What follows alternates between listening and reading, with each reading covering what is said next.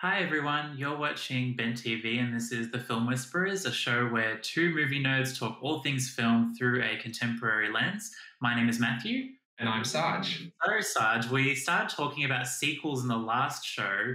We focused on the sequels that we really enjoyed. Obviously, like sequels are quite universally panned a lot of the time, but we picked out a few that we thought actually were quite good.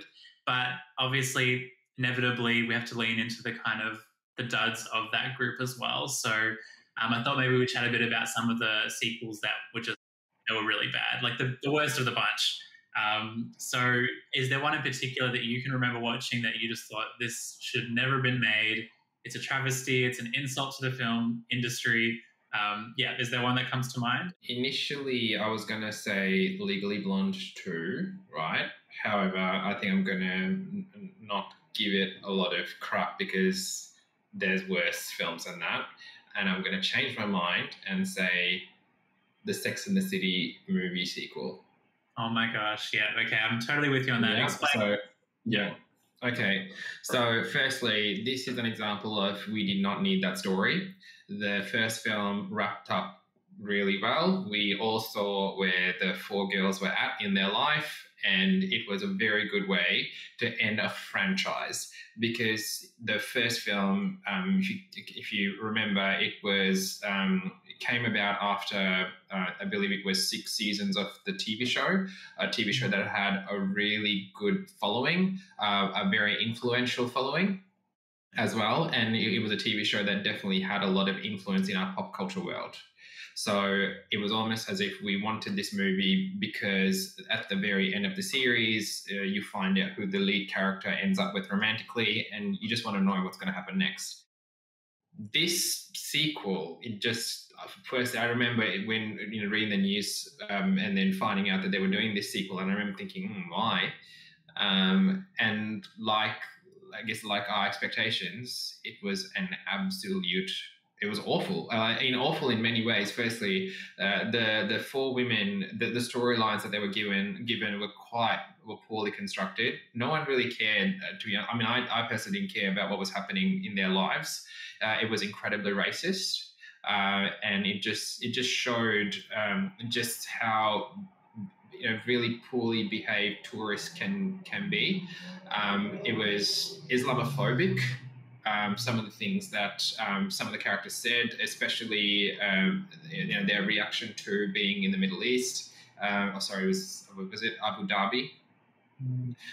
Seriously, I think that I'm surprised that the actresses that they weren't cancelled after that. You know what? Actually, no. I bet if that film came out today, that would be the end of their careers. Good point. Because it's just we did not have. I think it was 2010. Yeah. We did not have this cancel culture element to things back in the day, and I guess we were more accepting of it. But if that film came out today, they would have been cancelled, without a doubt. I completely agree with you, and I think that with everything you said about the film, and I remember it being absolutely awful, but the one thing I remember the most, and this is one of the really culturally insensitive parts of the film, was how I think Miranda's character in the beginning of the film was speaking about how, like, she was teaching the other women about, like, some of the customs in the country, and she was, like, reading a book and, like, saying, oh, this is how you say this, and it's custom for women to do this. And then when it gets towards the end, when I think they need to quickly get out of the hotel and leave and get in the taxi, all of that cultural awareness goes out the window, and Miranda, I think, starts like speaking gibberish to one of the taxi drivers or something to try to get his attention. Yeah. And that was like one small example of a lot in the film, but it was just like, oh my God, this is so bad. Like, it's so insensitive, so culturally insensitive. And I just don't know who in the writer's room thought this was like a good idea.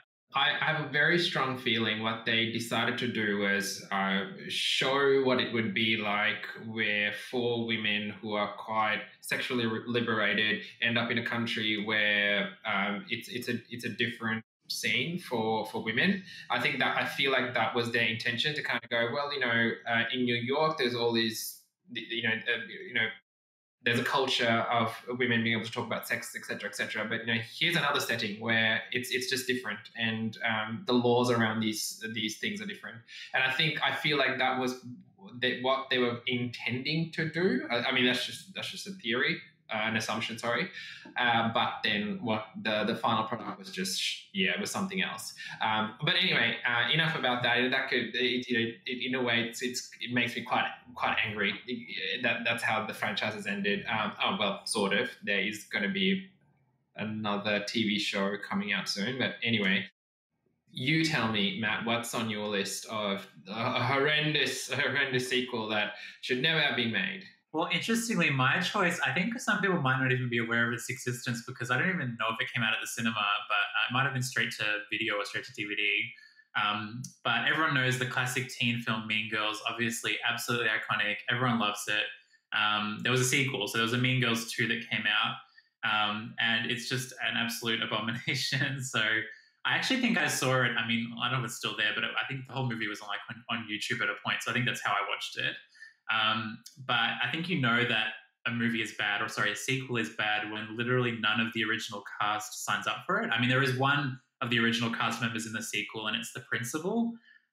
But everyone else obviously didn't want anything to do with it. And yeah, I could just go through like a laundry list of all the things that are wrong with it. But, obviously the original was actually had quite interesting messages around the way, young women have these pressures on them to act a certain way, and how they kind of end up behaving towards one another as a result and kind of tearing each other down.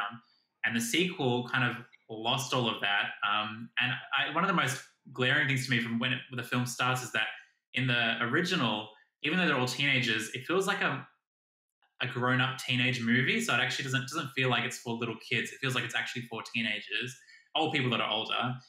Whereas Mean Girls 2 feels like a Disney film. Like all the characters and actors look and sound so much younger than the original.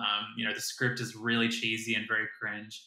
And I think also in the original, you root for Lindsay Lohan's character, Katie, for the most part. Whereas in the sequel, the main character, I've forgotten her name, but she's just so unlikable. Like they try to portray her as this new girl at school that's like edgy and not like other girls because she wears jeans and, is a bit like, punk rock or whatever. And it's so awkward and just not, it's just not good at all. And all the mean girls in the film are like caricatures. Like even in the original, like they were funny and there was all these quotable moments and they were really well acted. The plastics, that is. But in the sequel, they're just like, they're just caricatures of those kinds of people. And so it's just not, it's not entertaining at all. I'm sorry, I didn't mean to go on about it for so long, but have you seen it, Saj? I remember trying to watch it. It's interesting that you just said one of the ways of knowing it's going to be a bad movie, bad sequel, is if not the original cast returns. Matt, I'll just take a step back and say, if it's a direct-to-DVD, that to me is the biggest red flag, because it's not good enough for it to be greenlit by any for a studio to go, let's just show this at the cinemas. So I think it's probably a combination of both, really. It's sort of like the Bring It On series where, there's probably 17 Bring It Ons, all direct to DVD. And I'm not seeing anything other than the first one, but I'm guessing they're also pretty terrible. And I'm going to completely agree with you with the what you were talking about, Mean Girls, about it being a movie for both teenagers and adults. And I remember reading something along the lines of Tina Fey wrote this film to showcase the problem that we have with women hating women. So it's not just for teenagers. I think the narrative was it starts in high school and it just doesn't end. So I totally agree with you. It definitely was a film for multiple groups of ages. So Mean Girls to avoid it. Anyway, that's all the time we have for the Film Whisperers today. Well, my name is Saj. And I'm Matt. And we'll catch you next time.